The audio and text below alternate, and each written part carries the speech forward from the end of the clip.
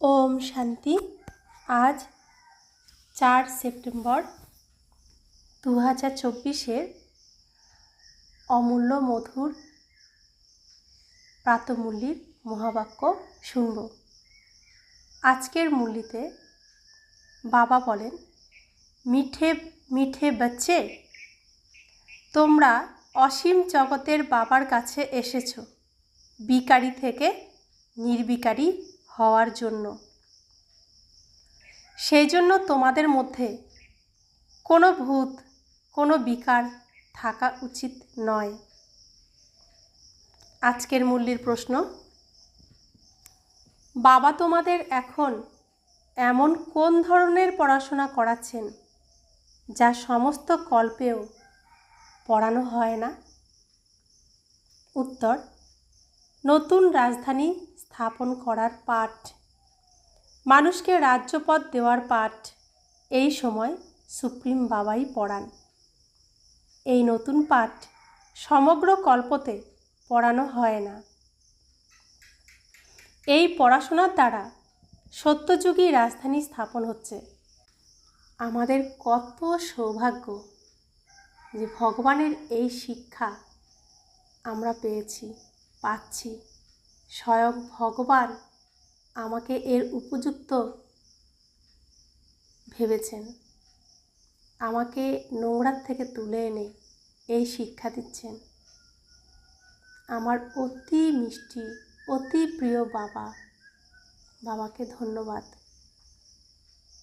কোটি কোটি ধন্যবাদ। শুক্রিয়া বাবা, শুক্রিয়া বাবা, শুক্রিয়া। ওম শান্তি। বাচ্চারা এটা তো জানে যে আমি হলাম আত্মা, শরীর নই। একে বলা হয় দেহি অভিমানী। এটা হলোই তো পাপ আত্মাদের দুনিয়া বা বিকারী দুনিয়া, রাবণ রাজ্য।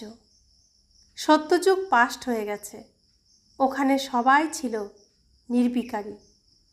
বাচ্চারা জানে আমরাই ছিলাম পবিত্র দেবী দেবতা, যারা কিনা 84 জন্মের পরে আবার পতিত হয়েছি।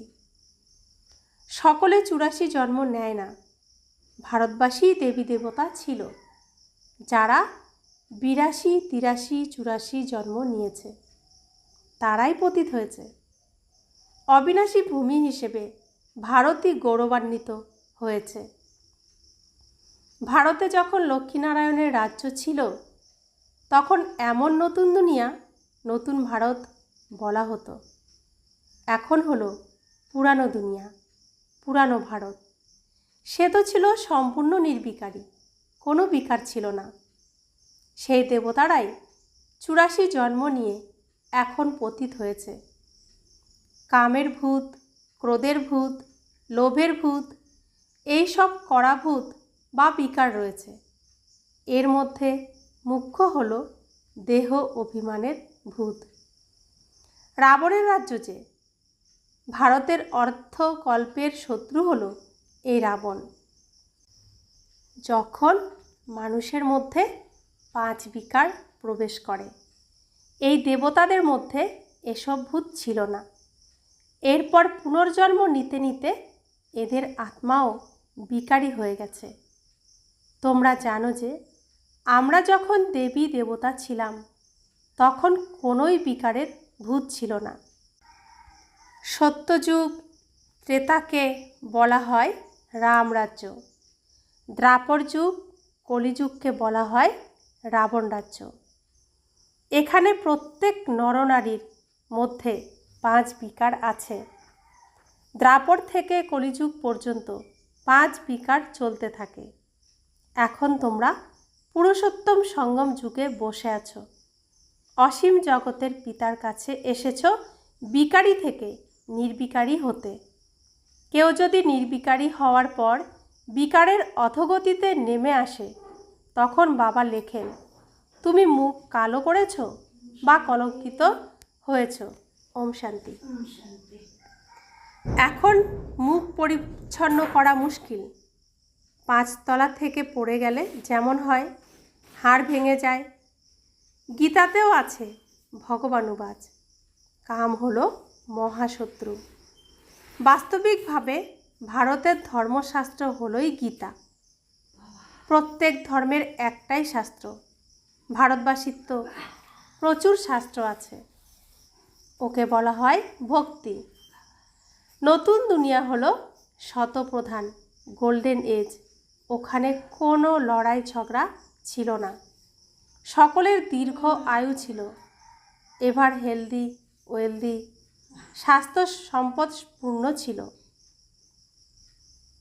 প্রত্যেকেই এত সমৃদ্ধ ছিল যে কারো কাছে কিছু চাইতে হতো না, চাওয়ার মনোভাবনাই আসতো না। প্রত্যেকে সমৃদ্ধ, সুস্থ শরীর, ধন সম্পত্তিতে প্রত্যেকেই সমৃদ্ধ। তোমাদের মনে পড়ে গেছে যে আমরাই সুখী ছিলাম। সেখানে অকাল মৃত্যু হয় না, মৃত্যুর ভয় থাকে না। সেখানে হেলথ, ওয়েলথ, হ্যাপিনেস, স্বাস্থ্য, সম্পদ, খুশি সব থাকে।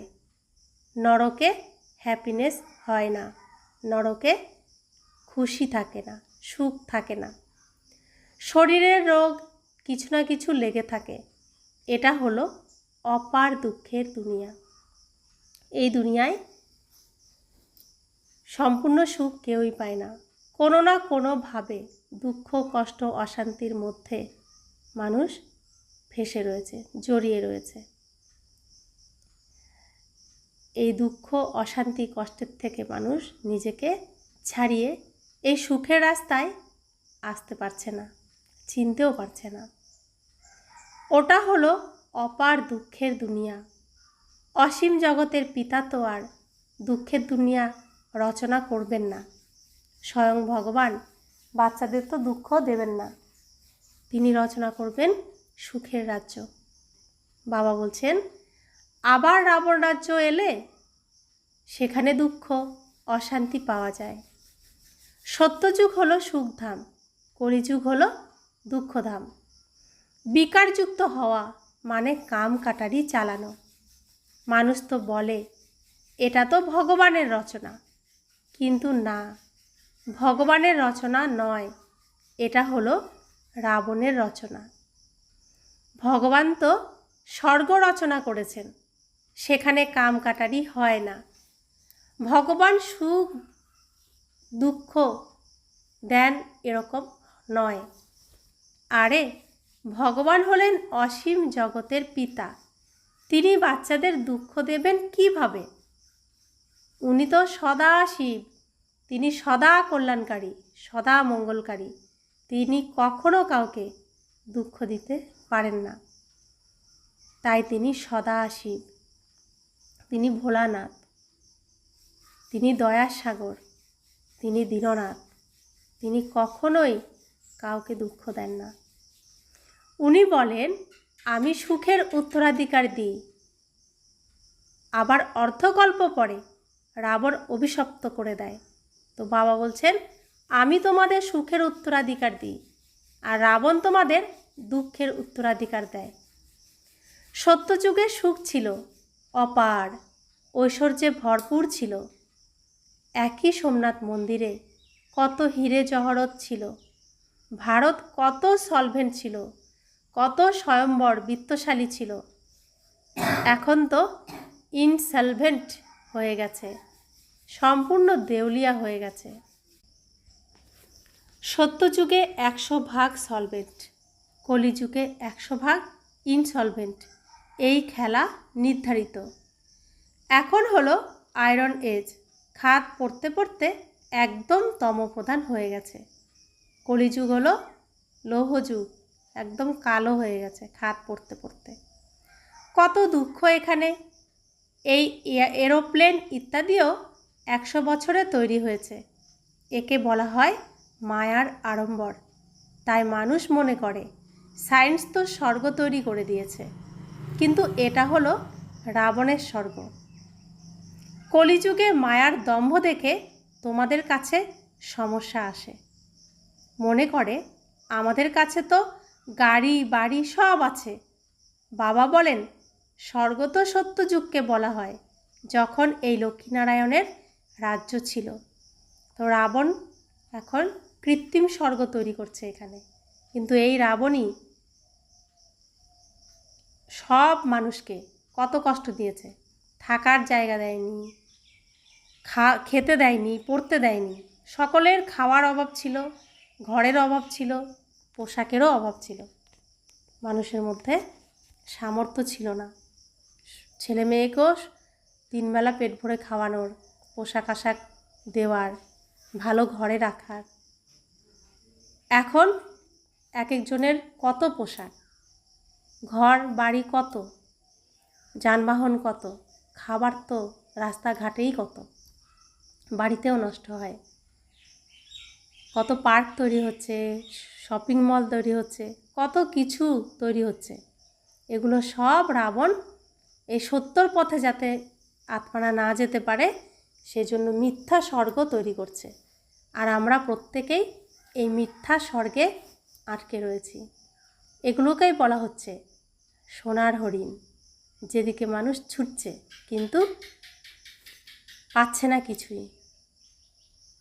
সোনা ভেবে যেদিকে যাচ্ছে সেদিকে গিয়ে মরীচিকা পাচ্ছে না কিছুই। তবুও তারা অন্ধ, বলে না চোখ থাকতে অন্ধ, তারা সত্যকে চিনতে পারছে না, সত্য রাস্তাকে বুঝতে পারছে না। তো বাবা বলছেন এখন কি আর এই লক্ষ্মীনারায়ণের রাজ্য এখানে আছে? এখন কলিযুগের পরে আবার এনাদের রাজত্ব শুরু হবে। এই কলিযুগের পরে আবার সত্যযুগ শুরু হবে, লক্ষ্মীনারায়ণের রাজ্য শুরু হবে। ভারত প্রথমে অনেক ছোট ছিল। নতুন দুনিয়াতে হয়েই থাকে 9 লক্ষ দেবতারা। সত্যযুগে 9 লক্ষ দেবতারা যাবে, ব্যাস। শেষের দিকে বৃদ্ধি পেতে থাকে, সমগ্র সৃষ্টি বৃদ্ধি পেতে থাকে। যে প্রথম দিকে শুধুমাত্র দেবী দেবতারা ছিল। অসীম জগতের পিতা ওয়ার্ল্ডের সেই হিস্ট্রি জিওগ্রাফি বসে বোঝান, বাবা ব্যতীত আর কেউ বলতে পারে না। সমগ্র এই সৃষ্টির কাহিনী, ঘটনা, সত্য ঘটনা বাবা ছাড়া, স্বয়ং ভগবান ছাড়া আর দ্বিতীয় কেউ বলতে পারে না। ওনাকে বলা হয় নলেজফুল গডফাদার। তিনি হলেন জ্ঞানের সাগর, সমস্ত আত্মাদের ফাদার। তিনি সমস্ত আত্মাদের পিতা। আত্মারা সবাই হলো ভাই ভাই, এরপর ভাই বোন হয়ে ওঠে। তোমরা সকলেই হলে প্রজাপিতা ব্রহ্মার অ্যাডপ্টেড চিলড্রেন, পালিত চিলড্রেন। সকল আত্মারা হলো তারই তো সন্তান। ওনাকে বলা হয় পরম পিতা। ওনার নাম হলো শিব, ব্যাস। আর কোনো তার শরীরে তো আর নাম পড়ে না, একটাই তার নাম শিব। আমাদের অনেক নাম পড়ে, যতগুলো চরিত্র পাই, যতগুলো পোশাক পাই, অর্থাৎ যতগুলো শরীর পাই, ততগুলো আমাদের নাম হয়। কিন্তু আমাদের পিতা সদা শিব, তার নামের পরিবর্তন হয় না, একই নাম। হ্যাঁ, অনেকে অনেক নামে ডাকে কিন্তু তিনি শিবই থাকেন। আমরা যেরকম প্রত্যেকে আত্মা, নাম নেই, নাম হচ্ছে এই ড্রেসের, শরীরের, কিন্তু বাবার আত্মার নাম হচ্ছে শিব। আর আমি আত্মার নাম নেই, আমি আত্মা, আমরা প্রত্যেকে আত্মা। আর তিনি পরমাত্মা শিব, তার নাম আছে। তো বাবা বলছেন আমার একটিই নাম, তা হলো শিব। ভক্তিমার্গে মানুষ আবার অনেক মন্দির তৈরি করে অনেক নাম রেখে দিয়েছে। ভক্তির সামগ্রী কত শত রয়েছে, সেসবকে পড়াশোনা বলা হবে না। তাতে এইম অবজেক্ট কিছুই নেই, সেখানে লক্ষ্য কিছুই নেই। সেখানে শুধু মন্দিরে যাই, প্রসাদ খাই, ভাবি পূর্ণ হয়েছে, আর কোনো উদ্দেশ্য আমাদের নেই। কিন্তু বাবার কাছে পড়াশোনা করলে আমাদের উদ্দেশ্য, নর থেকে আমরা নারায়ণ হব, নারী থেকে আমরা লক্ষ্মী হব। ভক্তিমার্গে এরকম কোনো এইম অবজেক্ট কিছুই নেই, তা হলো নিচে নেমে যাওয়ার। তো ভক্তির দ্বারাই আমরা নিচে নেমেছি। নিচে নামতে নামতে তমপ্রধান হয়ে যায়, আবার শতপ্রধান হতে হবে সকলকে। তোমরা শতপ্রধান হয়ে স্বর্গে যাবে, এছাড়া সকলে শতপ্রধানভাবে শান্তিধামে থাকবে। তো দেখুন, স্বর্গে যেতে গেলে, শ্রীকৃষ্ণের রাজ্যে যেতে গেলে ব্রহ্মার দ্বারা স্থাপিত হতে হবে, ভগবানের কাছে পড়াশোনা করতে হবে, ভগবানের শিক্ষা গ্রহণ করে শুদ্ধ পবিত্র হয়ে তবেই বৈকুণ্ঠে শ্রীকৃষ্ণের রাজ্যে যেতে পারবে। যারা পড়বে না তারা বাড়িতে গিয়ে, শান্তিধামে গিয়ে চুপচাপ বসে থাকবে। এটা ভালো করে স্মরণ করো। বাবা বলেন, তোমরা আমাকে ডেকেছ, বাবা পতিত হয়ে যাওয়া আত্মাদেরকে এসে পবিত্র করো, তাই এখন আমি সমগ্র দুনিয়াকে পবিত্র করে তুলতে এসেছি। মানুষ মনে করে গঙ্গা স্নান করলে পবিত্র হয়ে যাবে, গঙ্গাকে পতিত পাবনী মনে করে। কুয়োর থেকে জল বের হয়ে সেটাকেও গঙ্গা জল মনে করে স্নান করে, গুপ্ত গঙ্গা মনে করে। তীর্থযাত্রাতে বা কোনো পাহাড়িতে গেলে সেটাকেও গুপ্ত গঙ্গা বলে, একে বলে মিথ্যা। গড ইজ ট্রুথ, ঈশ্বর সত্য বলা হয়, গড ইজ ট্রুথ বলা হয় ঈশ্বর সত্য। এছাড়া রাবণ রাজ্যে সব মিথ্যা বলার, এই রাবণ রাজ্যে সব কিছু মিথ্যা, তাই বলা হয় মিথ্যা মায়া মিথ্যা কায়া। গডফাদারই সত্যভূমি স্থাপন করেন, সেখানে মিথ্যার কোনো কিছুই থাকে না। দেবতাদের ভোগও শুদ্ধ নিবেদিত হয়। এখন হলো আসুরি রাজ্য, সত্য ত্রেতাতে হলো ঈশ্বরীয় রাজ্য, যা এখন স্থাপন হচ্ছে। তো সত্য পিতার সাথে সত্য হয়েই চলতে হবে, স্বচ্ছ হয়েই চলতে হবে। সত্য রাস্তা, সত্য চিন্তা, সত্য ভাবনা, সত্য বলা, সত্য করা, সত্যের হাত ধরা। তো বাবা বলছেন, ঈশ্বর এসেই সবাইকে পবিত্র করেন। দেবতাদের মধ্যে কোনো বিকার হয় না, যেমন রাজা রানী তেমন প্রজা সবাই পবিত্র হয়। তো দেবতাদের মধ্যে কোনো রকম বিকার থাকে না, সেখানে যেমন রাজা রানী তেমনই প্রজা দাসদাসী সবাই পবিত্র হয়। এখানে সবাই পাপী, কামুক, ক্রোধী। নতুন দুনিয়াকে স্বর্গ আর একে নরক বলা হয়। বাবা ব্যতীত নরককে স্বর্গে পরিণত করতে কেউ পারে না। স্বয়ং ভগবান পরমপিতা পরমাত্মা শিব বাবা ছাড়া নরককে স্বর্গে পরিণত করতে কেউ পারবে না। দ্বিতীয় এমন কেউ নেই যিনি নরককে স্বর্গে পরিণত করতে পারেন। এখানে সবাই হলো নরকবাসী পতিত। ওখানে এরকম বলবে না যে আমরা পতিত থেকে পবিত্র হওয়ার জন্য স্নান করতে যাই। এটা হলো মনুষ্য সৃষ্টিরূপী বৃক্ষ, বীজরূপ হলেন ভগবান। উনি রচয়িত করেন। সর্বপ্রথম রচনা করেন দেবী দেবতাদের, এরপর বৃদ্ধি পেতে পেতে এত ধর্ম হয়ে যায়। প্রথমে এক ধর্ম, এক রাজ্য ছিল, সুখ আর সুখ ছিল।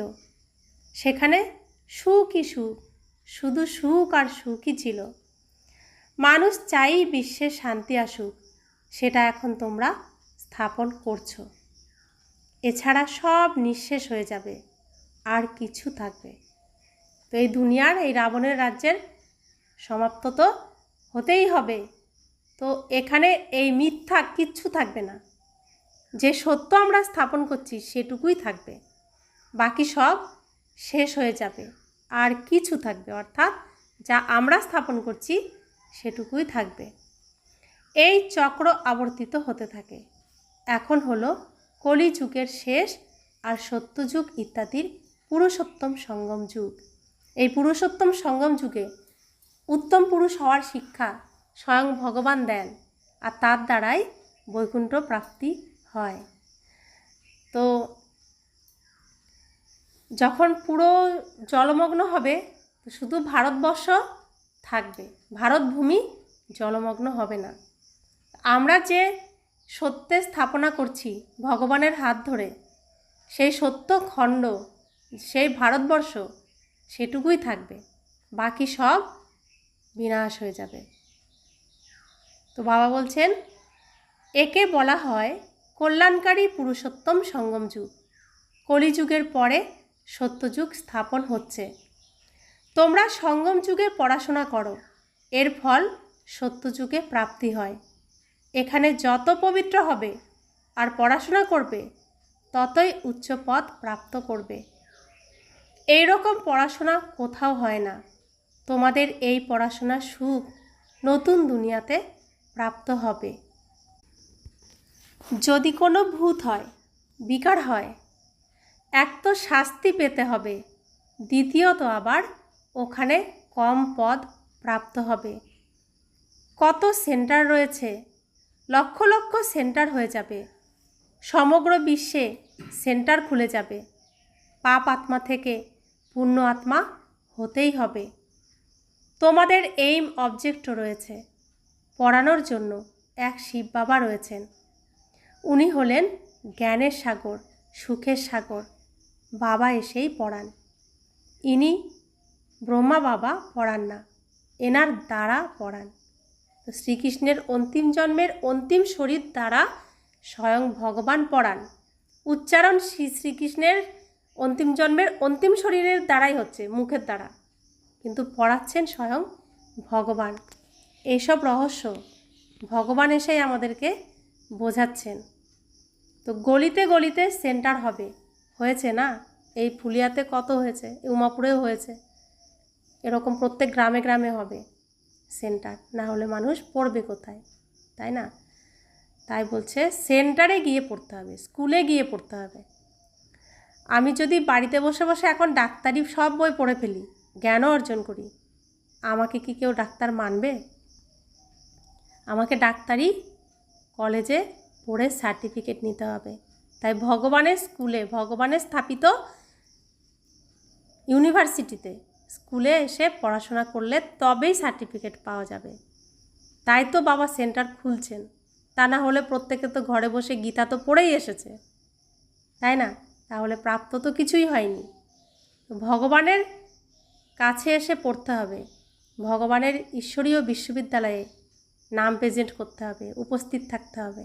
স্কুলে যেরকম নিয়ম, তার উপরেও পয়েন্ট নাম্বার আছে, উপস্থিত থাকার উপরে নাম্বার আছে, টাইম মতো আসার উপরে নাম্বার আছে, তাই না? তো প্রত্যেকটি বিষয়ের উপরেই নাম্বার আছে। সব কিছু পরে চুল চেরা হিসাব হবে। বলে না যে বিচার সভা বসবে, তারপরে তো আমি পাশ করে যাব না, পদ পাবো। তো বাবা বলছেন বাবা হলেন জ্ঞানের সাগর, সুখের সাগর। বাবা এসেই পড়ান, ইনি ব্রহ্মা বাবা পড়ান না, এনার দ্বারা পড়ান। এনাকে বলা হয় ভগবানের রথ। যেহেতু ভগবান এই শরীরের মধ্যে আসেন, এই শরীরের দ্বারা পৃথিবীতে কর্ম করেন, তাই বলা হয় ভাগ্যবান রথ, ভাগীরথ ব্রহ্মা বাবার শরীরকে, শ্রীকৃষ্ণের অন্তিম জন্মের অন্তিম শরীরকে। বাবা না করলে করলে করলে প্রথম বললে শিব বাবার রথ, শিব বাবার রথই তো বলে, মাঝি, হ্যাঁ শিব বাবার রথ, মাঝি, হ্যাঁ নৌকা। তো এই বাবা ডাক করলে তো হবে, তো বুড়া বাবা গিয়া করতে টয় আনছে, বুড়া বাবারে গিয়া বাপ দেয়। এটাই তো রহস্য, এটাই তো পর্দা। সেই পর্দাই তো বাবা এখন তুলবেন, কিন্তু আমরা তো রেডি হয়েছি কি, তাই না? আমরা ভগবান শিব বাবার রথ, শুনুন, ভগবান তো পড়াতে এসেছেন, এখানে পড়াচ্ছেন। যখন পর্দা তুলবেন, তারপরে আমরা এখানে পথ পাবো, তারা যারা পড়েনি এখানে তারা দেখবে যে আমরা এই এই পথ পেয়ে যাচ্ছি, যে যেরকম পুরুষার্থ করছে সেই অনুযায়ী। তো ওরা তখন ভগবানকে বলবে যে ওরা কেন, আমরা কেন নই? আপনি এত দিন ধরে এসেছেন, তাহলে কি করেছেন? আমাদেরকে তো কিছু করেননি। তখন কিন্তু আঙুল আমাদের দিকে দেখাবে যে আমি এদের পিছনে পরিশ্রম করেছি, এদেরকে তৈরি করেছি, আমরা যদি নিজেকে তাদের সামনে তুলে ধরতে না পারি, তাহলে ভগবান তো আমাদের পিছনে সময় দিচ্ছেন না, আমাদেরকে খুঁজে খুঁজে এনেছেন। তিনি চেয়েছেন বলে আমি এখানে এসেছি। তাহলে ভগবান আমাকে নিয়ে এসেছেন এখানে। ভগবান দিন রাত আমার জন্য পরিশ্রম করে যাচ্ছেন, আমার পিছনে তিনি সেবা করছেন, সার্ভিস করছেন। তাহলে এই যে তিনি সময়টা আমাকে দিচ্ছেন তৈরি করার জন্য, আমি যদি তৈরি না হই, ভগবান তো দেখাবে যে এদের পিছনে আমি সময় দিয়েছি এদেরকে তৈরি করার জন্য, এখন এদেরকে জিজ্ঞেস করো। তখন আপনি কি উত্তর দেবেন? আমি কি উত্তর দেব? আমরা কি সেরকম রেডি হয়েছি? ভগবানের সম্পূর্ণ শিক্ষা গ্রহণ করেছি? সম্পূর্ণ গ্রহণ করলে তো বাবার সমান হয়ে যাব। বাবার সমান উত্তর দেওয়ার উপযুক্ত আমরা হইছি বাবার। তো বাবা বলছেন, তোমাদের কত লক্ষ কোটি গুণ ভাগ্যশালী তৈরি করেন। কে তৈরি করেন? ব্রহ্মা বাবা। তো শ্রীকৃষ্ণ নিজে, তিনি পালনা দিচ্ছেন, ভগবান শক্তি দিচ্ছেন, আর পিছনে মেরুদণ্ড হয়ে কে দাঁড়িয়েছে? ব্রহ্মা বাবা, অর্থাৎ কৃষ্ণ দাঁড়িয়ে রয়েছে আমাদের পিছনে, আমাদেরকে ভাগ্যশালী তৈরি করছেন। তোমরা অনেক বিত্তশালী হও, কখনো রোগগ্রস্ত হও না, হেলথ, ওয়েলথ, হ্যাপিনেস সব প্রাপ্ত হয়।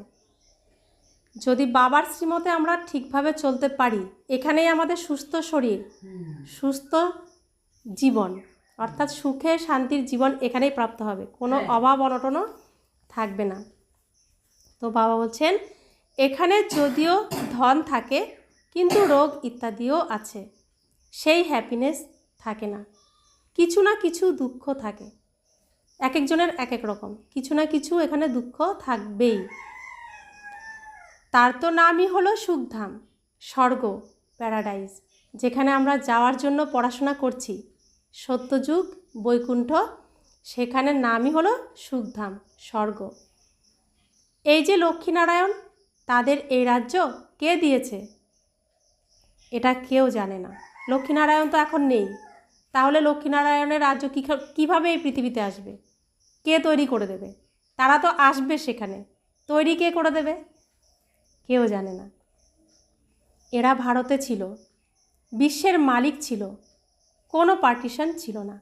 যখন কৃষ্ণের রাজ্য ছিল, লক্ষ্মীনারায়ণের রাজত্ব ছিল, তখন পুরো পৃথিবীটাই ভারতবর্ষ, কোনো ভাগ ছিল না। একটাই ধর্ম, একটাই কুল, একটাই পরিবার, একটাই ভাষা, একটাই দেশ, পুরো পৃথিবীই ভারতবর্ষ। তাই জন্য কোনো পার্টিশন ছিল না। এখন তো কত পার্টিশান, রাবণ রাজ্য কত টুকরো টুকরো হয়ে গেছে, লড়াই লেগে থাকে। ওখানে তো সমগ্র ভারতে এই দেবী দেবতাদের রাজ্য ছিল। ওখানে উপদেষ্টা ইত্যাদি থাকে না, ওখানে সবাই পরিবারের মতো থাকে, লক্ষ্মীর নারায়ণের পরিবার। তো এই পরিবার আমাদের এখানেই তৈরি করতে হবে। আমরা যারা এখানে ভগবানের কাছে পড়াশোনা করতে আসি, শ্রীকৃষ্ণর হাত ধরেছি, তারা প্রত্যেকে শ্রীকৃষ্ণের পরিবারের। আমাদের নিজেদেরকে এখানেই ভাবতে হবে যে আমরা শ্রীকৃষ্ণের পরিবারেই আছি। তাহলে প্রত্যেকের মধ্যে যাই উপর নিচ হোক, পরিবার কখনো ভাঙবে না। পরিবার ভাবতে হবে এটাকে, আমাদের ঈশ্বরীয় পরিবারে জন্ম হয়েছে, আমরা ঈশ্বরীয় পরিবারের, একই পরিবারের আমরা প্রত্যেকে। তো বাবা বলছেন, এখানে যেমন প্রধানমন্ত্রীর উপদেষ্টা থাকে, সত্যযুগে উপদেষ্টার প্রয়োজন নেই, কারণ প্রত্যেকে পরিবারের মধ্যে থাকব। আমাদের পরিবারে আমরা কি করব? আমরা পরিবারের সবাই আলোচনা করেই তো করব, বাড়ির কারোর তো কথা শুনে চলবো না আমরা। তো সেখানেও একই পরিবার থাকি, তাই কোনো উপদেষ্টা লাগে না সেখানে, অর্থাৎ নারায়ণের কোনো উপদেষ্টা থাকে না, পরিবারের মতো চলে, সন্তানের মতো, ভাইয়ের মতো, এইভাবে একে অপরের সাথে ব্যবহার করে। তো বাবা বলছেন, এখানে তো কত উপদেষ্টা আছে, কারণ হলো বুদ্ধিহীনতা। তো উপদেষ্টাও সেরকম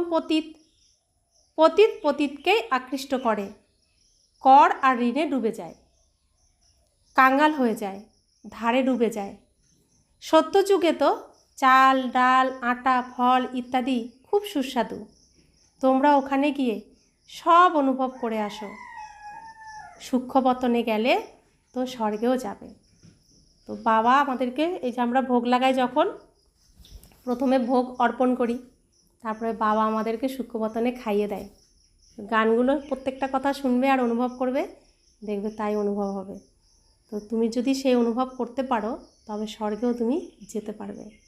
এখানেই সব কিছুর ট্রেনিং হবে, এখানেই সম্পূর্ণ তৈরি হলে তবেই ওখানে যাওয়ার আমার পারমিশন হবে, না হলে হবে না।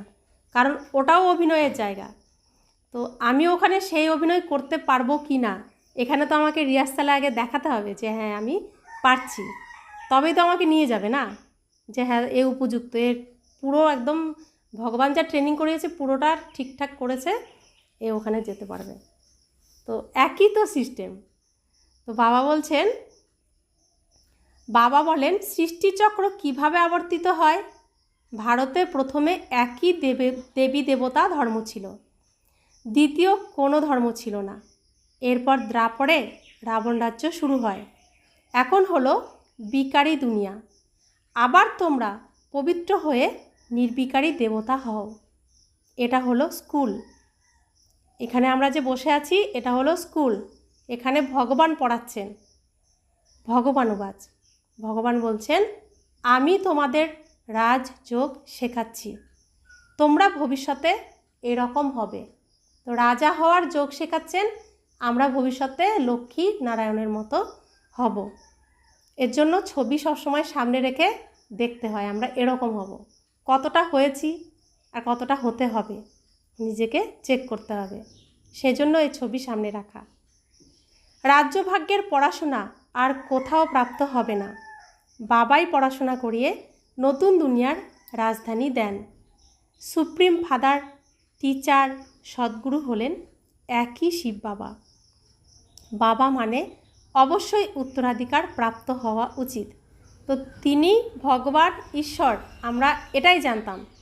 তিনি যে আমাদের পিতা, আমাদের বাবা, আমরা যেভাবে ডাকতে পারি সেটা আমরা জানতাম না। তিনি এসে বলছেন যে আমি তোমার পিতা। তো পিতা অর্থাৎ তার সব কিছুই আমার। পিতা মেনেছি, তার সব কিছু আমার, এটাও আমি মানছি। তো উত্তরাধিকার আমিই পাবো, যেহেতু আমি বাচ্চা হয়েছি। যে মানবে না পিতা বলে সে পাবেও না। তো বাবা বলছেন যে ভগবান অবশ্যই স্বর্গের উত্তরাধিকার দেবেন। ভগবান দিলে সেটা সুখই দেবেন, দুঃখ তো আর দেবেন না, সব থেকে উৎকৃষ্টই দেবেন না তিনি। রাবণ, যাকে প্রতি বছর জ্বালানো হয়, এ হলো ভারতের নম্বর 1 শত্রু। রাবণ কীরকম অসুর বানিয়ে দিয়েছে। আমরা প্রত্যেকে ঈশ্বরের উল্টো পথে চলেছি, পুজো অর্চনা সবই করেছি ভগবানের কাছে পৌঁছানোর জন্য, কিন্তু রাবণ এমন মায়াজাল পেতেছে যে আমরা পুজো করতে গেলেও, ভালো করতে গেলেও উল্টো পথে হেঁটেছি। কি উল্টো পথে হেঁটেছি? প্রথমত আমরা ভোরবেলা ঘুম থেকে উঠিনি, পাখিরা উঠে যায়, প্রকৃতি জেগে যায়, আমরা জাগিনি, রাবণ ঘুম পাড়িয়ে রাখে আমাদেরকে। তারপরে দেবী দেবতাদের মূর্তি বানিয়ে তাদের মধ্যে প্রাণ প্রতিষ্ঠা করে তাকে আবার খুনও করে ফেলছি। তো দেবী দেবতা হচ্ছে সব থেকে শ্রেষ্ঠ, আর আমরাই ছিলাম এক সময়। তো নিজেরই অসম্মান করানো রাবণ শিখিয়েছে। আমাদের ক্ষমতা নেই কিছুর মধ্যে প্রাণ দেওয়া, এটা একমাত্র ভগবানই দিতে পারে। হ্যাঁ, তো সেখানে আমরা মূর্তির মধ্যে প্রাণ দিয়ে দিচ্ছি। কত সাহস আমাদের! উল্টো করেছি না? ভালো করতে চেয়েছি কিন্তু করেছি তো উল্টো। প্রাণ দিলাম মূর্তি এনে, 3-4 দিন খুব খাওয়ালাম, আদর যত্ন করলাম, 4 দিনের দিন কী করছি? তাকে খুন করে ফেলে দিচ্ছি। এটা কি পাপ হলো না পুণ্য হলো? এগুলো অনিয়ম হলো না? যদি দিত তা তো কতই বললো, কথা বলেন না। তো আমরা তো বলি প্রাণ প্রতিষ্ঠা করেছি, আবার বিসর্জনও দিয়েছি। আমরাই বিসর্জন দিয়েছি, আমরা মানুষরা সাপোর্ট করেছি, মানে আমিও দিয়েছি। তো এগুলো ভালো করেছি না খারাপ করেছি? এর দ্বারা আমার পাপ হয়েছে না পুণ্য হয়েছে? রাবণ কীরকম অসুর বানিয়ে দিয়েছে। এর রাজ্য 2500 বছর চলে। বাবা তোমাদের বলেন আমি তোমাদের সুখধামের মালিক করি, রাবণ তোমাদের দুঃখধামে নিয়ে যায়। তোমাদের আয়ুও কম হয়ে যায়, হঠাৎ করে অকালে মৃত্যু হয়ে যায়, অনেক রোগ হতে থাকে। ওখানে এরকম কোনো ব্যাপার থাকে না, নামই হলো স্বর্গ। মানুষ এখন নিজেকে হিন্দু বলতে থাকে, কারণ পতিত হয়েছে, দেবতা বলার যোগ্য নেই। মানে আমরা সনাতন ধর্ম থেকে বহিষ্কার হয়ে গেছি, আমাদের আচরণের জন্যই আমরা হয়েছি। দেবতা বলার যোগ্য নই, আর বলার সাহসও রাখি না।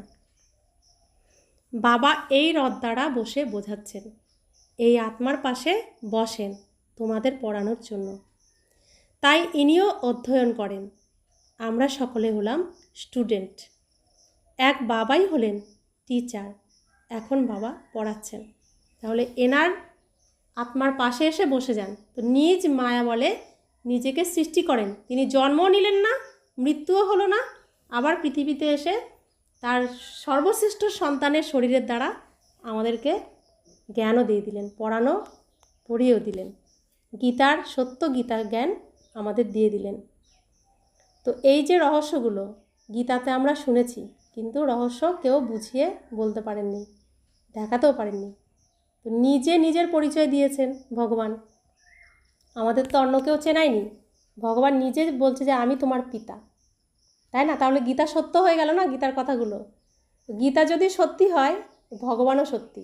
আর যদি ভগবান সত্যি না হয়, এই যে আমরা এখন যে পর্বের মধ্যে দিয়ে যাচ্ছি, তাহলে এটা যদি মিথ্যা হয়, গীতাও মিথ্যা। আর গীতা মিথ্যা হলে এটাও মিথ্যা, গীতা সত্য হলে এটাও সত্য, তাই না? তো সত্যটার কাছে আমরা পৌঁছে গেছি, কত বড় সৌভাগ্য সেটা ভাবো, যে অন্যরা চান্স পায়নি, আমি পেয়েছি। আমার মতো অতি তুচ্ছ সাধারণ, যে শাস্ত্র জানি না, পূজা অর্চনা জানি না, মন্ত্র জানি না, কিছুই জানি না, অথচ তিনি আমাদেরকে ডেকে এনে খুঁজে এনে আমাদেরকে এই জ্ঞান দিচ্ছেন। আর এত মহান মহান আত্মারা থাকা সত্ত্বেও আমাদের মতো সাধারণ আত্মারাই পাচ্ছি। তো কত বড় সৌভাগ্য।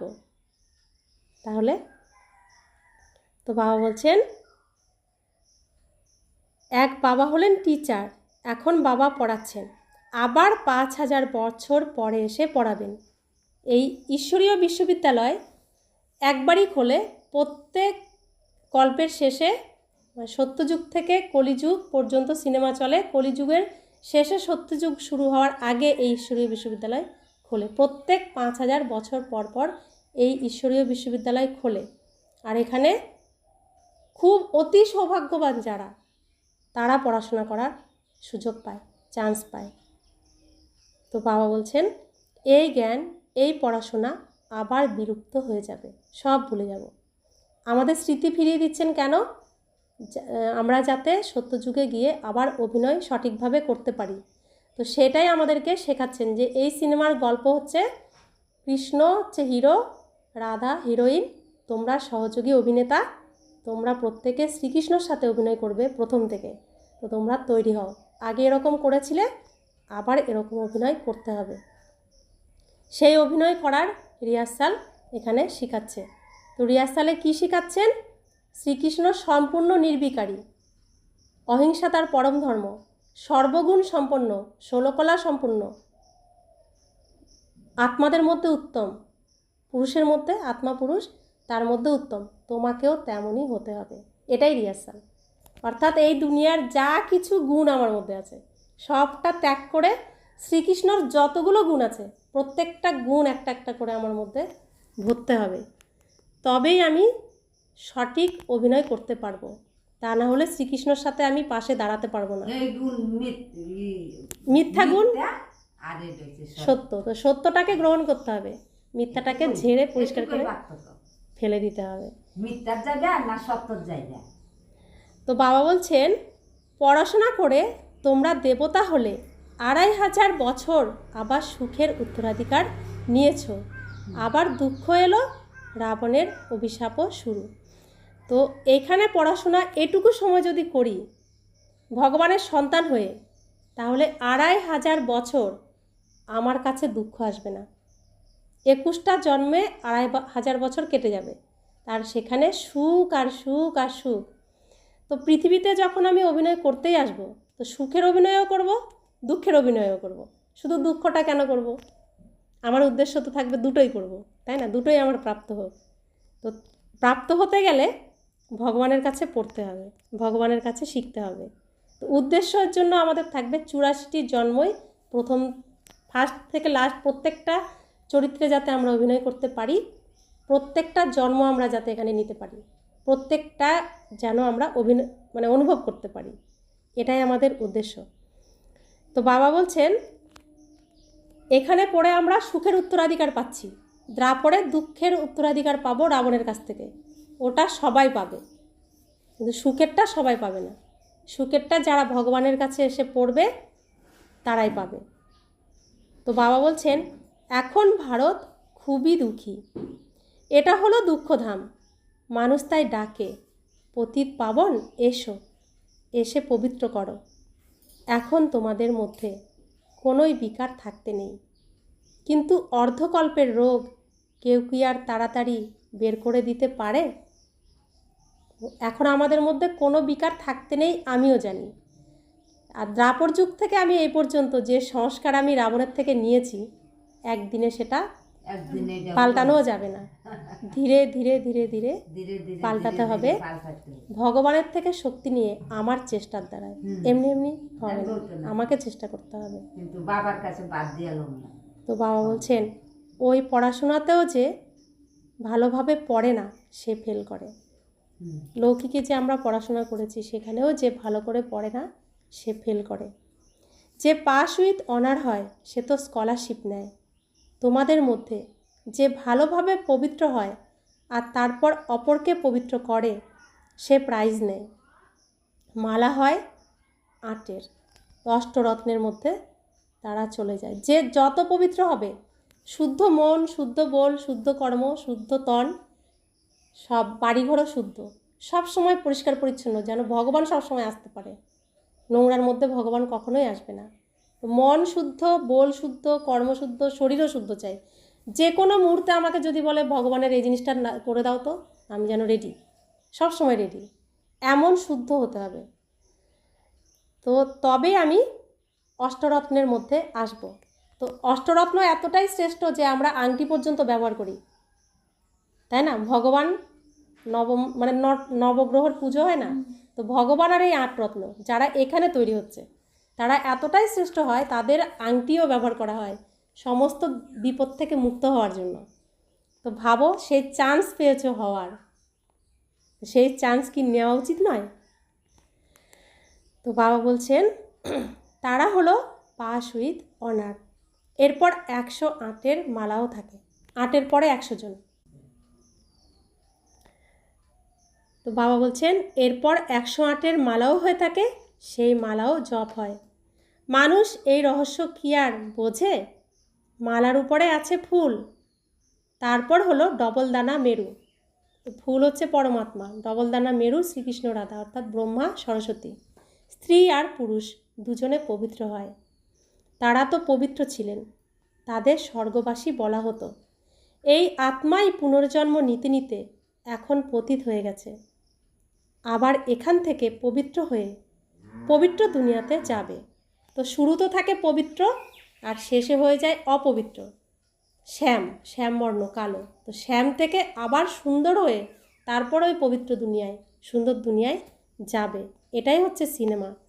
সুন্দর থেকে কালো শ্যাম কিভাবে হয়, শ্যাম থেকে সুন্দর আবার কিভাবে হয়, এটাই হচ্ছে এই পৃথিবীর স্টেজের নাটকের গল্প। তো বাবা বলছেন ওয়ার্ল্ডের হিস্ট্রি জিওগ্রাফি রিপিট হয়। বিকারী রাজা নির্বিকারী রাজাদের মন্দির ইত্যাদি তৈরি করে, তাদের পূজা করে, তারাই আবার পূজ্য থেকে পূজারী হয়ে যায়। বিকারী হওয়াতে আবার সেই লাইটের মুকুটও থাকে না। তো সত্যযুগে যারা ছিল নির্বিকারী রাজা, তারাই দ্রাপরে এসে বিকারী রাজা হয়েছে। বিকারী যখন হয়েছে, সেই নির্বিকারী যে আগের পুরনো যে আমাদের রূপ, সেই রূপকে আমরা আবার পুজো করছি যখন বিকারী হয়ে গেছি। তো বাবা বলছেন বিকারী হওয়াতে যে আমাদের পবিত্রতার মুকুট ছিল, যে পবিত্রতা আমরা এখানে ধারণ করছি, প্রত্যেকের পিছনে এরকম অরা তৈরি হচ্ছে, যে যত পবিত্র হবে ওটা হচ্ছে পবিত্রতার মুকুট। সেই মুকুট নিয়ে আমরা সত্যযুগে যাব, আর সেখানে শিব বাবা আমাদের রত্নজড়িত মুকুটও পরাবে। তো দুটো মুকুট থাকে, ডবল মুকুটধারী সত্যযুগ ত্রেতাযুগে থাকে, আর দ্রাপরে এসে পবিত্রতার মুকুট হারিয়ে ফেলে। এমনি রত্নের মুকুট থাকে, সোনার মুকুট, তার মধ্যে বিভিন্ন উন্নত মানের রত্ন, দামি রত্নের কারুকার্য থাকে, পবিত্রতার মুকুট থাকে না। তো বাবা বলছেন ভিখারি হওয়াতে আবার সেই লাইটের মুকুটও থাকে না। এই খেলা পূর্ব নির্ধারিত। এটা হলো অসীম জগতের ওয়ান্ডারফুল ড্রামা। তো যত আমরা অপবিত্র হতে থেকেছি, তারপরে সেই সোনার মুকুটও আর আমাদের নেই। এখন সম্পূর্ণ ভিখারি আমরা। একটা হয়তো গুণ আমাদের মধ্যে আছে, আর বাকি সবই আমাদের মধ্যে অবগুণ। তো একটা গুণকে সম্বল করে বাকি গুণগুলোকেও ভরতে হবে, আর যত অবগুণ আছে সবগুলোকে পরিষ্কার করতে হবে। তো কত মানে এর জন্য কত পুরুষার্থ করতে হবে, কত অ্যাটেনশান নিজের প্রতি দিতে হবে, তাই না? তো বাবা বলছেন প্রথমে একই ধর্ম হয়ে থাকে, যাকে রামরাজ্য বলা হয়। তারপর আরও আরও ধর্মের লোক আসে। এই সৃষ্টির চক্র কিভাবে আবর্তিত হতে থাকে সেটা একমাত্র বাবাই বোঝাতে পারেন। ভগবান তো হলেন একজনই ভগবান, যিনি উপরে একা থাকেন, সেখানে দ্বিতীয় কেউ যেতে পারে না। উপরে একজনই থাকেন, তিনিই ভগবান, আর তিনি সব বোঝাতে পারেন, কারণ তিনি রচয়িতা। তাই রচনার প্রত্যেকটি ঘটনা তিনি বলতে পারেন। अच्छा, मीठे मीठे सिखिलाते बच्चों प्रति माता पिता बाप दादा का याद प्यार और गुड मॉर्निंग। रूहानी बाप की रूहानी बच्चों को नमस्ते। हम रूहानी बच्चों की रूहानी माता पिता बाप दादा को याद प्यार, गुड मॉर्निंग और नमस्ते नमस्ते नमस्ते। शुक्रिया बाबा, शुक्रिया बाबा, शुक्रिया। धारणार जोन्नो मुख्य सार। भगवान स्वयं टीचार हয়ে পড়ান, সেই জন্য তিনি খুব ভালোভাবে পড়ান। স্কলারশিপ নেওয়ার জন্য পবিত্র হয়ে অন্যদের পবিত্র বানানোর সেবা করতে হবে। নিজেও যেমন এই সত্যের পথ বুঝেছি, ভগবানের রাস্তা বুঝেছি, আমি চাইব আমার পরিবারের প্রত্যেকে বুঝুক। চেষ্টা করে যাব, কি হবে সেটা ভগবান জানে আর তার ভাগ্য জানে। আমি তো আমার মতো চেষ্টা করে যাব। তো বাবা বলছেন ঘর থেকে শুরু করতে প্রথমে।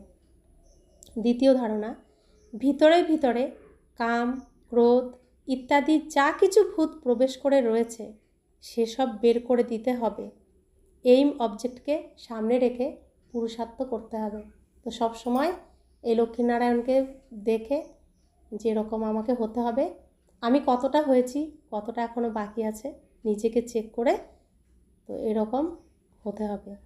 বরদান, মায়ার ছায়া থেকে বেরিয়ে স্মরণের ছত্রছায়ায় থাকা নিশ্চিন্ত বাদশাহ ভব। যারা সদা বাবার স্মরণের ছত্রছায়ার নিচে থাকে তারা নিজেকে সদা সেফ অনুভব করে। মায়ার ছায়ার থেকে বাঁচার সাধন হলো বাবার ছত্রছায়া। ছত্রছায়ার নিচে থাকা আত্মারা সদা নিশ্চিন্ত বাদশাহ হবে। যদি কোনো চিন্তা থাকে তাহলে খুশি হারিয়ে যায়। খুশি হারিয়ে গেলে, দুর্বল হয়ে গেলে তো মায়ার ছায়ার প্রভাব পড়ে যায়।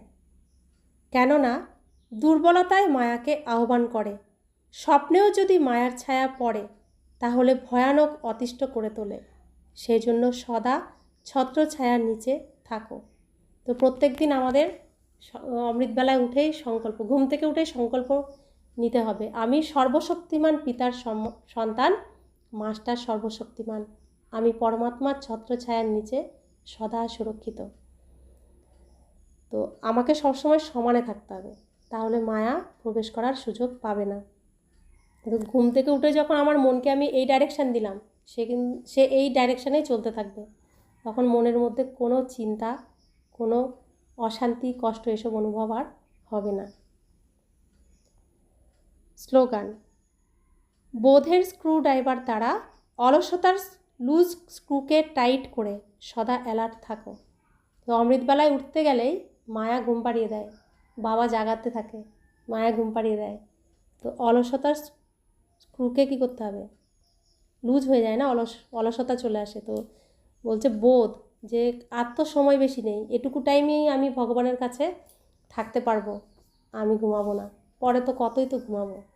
তো এই বোধটা থাকতে হবে, তাহলে ঘুম আসবে না, অ্যালার্ট হয়ে যাবো, সবসময় অ্যালার্ট থাকবো। তাই জন্য অলসতার স্ক্রুকে টাইট করো। যদি ভাবো যে আমি 5 মিনিট শুয়ে নিই, ওই 5 মিনিটটা 5টা বাজিয়ে দেবে, এমনই মায়ার প্রভাব। তাই অলসতা স্ক্রুকে একদম টাইট করে দিতে হবে, সবসময় অ্যালার্ট থাকতে হবে। সময় জাগা যায় ওম শান্তি। ওই